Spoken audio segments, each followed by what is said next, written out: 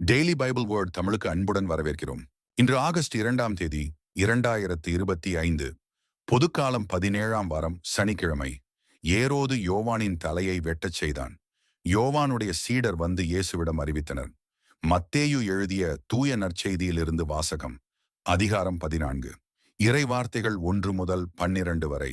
அக்காலத்தில் குறுநில மன்னன் ஏரோது இயேசுவை பற்றிய செய்தியை கேள்வியுற்றான். அவன் தன் ஊழியரிடம், இவர் திருமுழுக்கு யோவான்தான். இறந்த யோவானை கடவுள் உயிர் பெற்றெழச் செய்தார். இதனால்தான் இந்த வல்ல செயல்களை இவர் செய்கிறார் என்று கூறினான். ஏரோது தன் சகோதரனான பிலிப்பின் மனைவியாகிய ஏரோதியாவின் பொருட்டு யோவானை பிடித்து கட்டிச் சிறையில் அடைத்திருந்தான். ஏனெனில் யோவான் அவனிடம், நீர் அவளை வைத்திருப்பது முறையல்ல என்று சொல்லி வந்தார். ஏரோது அவரை கொலை செய்ய விரும்பினான். ஆயினும் மக்கள் கூட்டத்தினர் அவரை ஓர் இறைவாக்கினர் எனக் கருதியதால் அவர்களுக்கு அஞ்சினான்.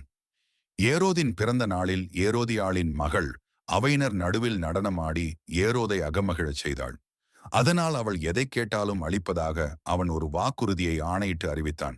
அவள் தன் தாய் சொல்லிக் கொடுத்தபடியே, திருமுழுக்கு யோவானின் தலையை ஒரு தட்டில் வைத்து இங்கேயே எனக்கு கொடும் என்று கேட்டாள்.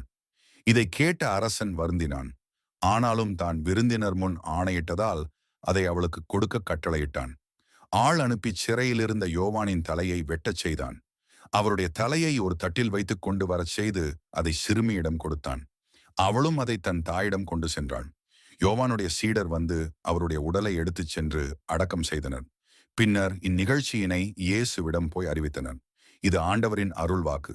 இறைவா, உமக்கு நன்றி. தினசரி நற்செய்தி வார்த்தைகளுக்கு daily Bible words Tamil channel subscribe பண்ணுங்க. இந்த வீடியோவை லைக் செய்யவும், ஆமேன் என்ற வார்த்தையை பதிவு செய்யவும் மற்றும் உங்கள் நண்பர்கள் மற்றும் குடும்பத்தினருடன் பகிர்ந்து கொள்ளுங்கள். கடவுள் உங்களை ஆசீர்வதிப்பாராக. ஆமேன்.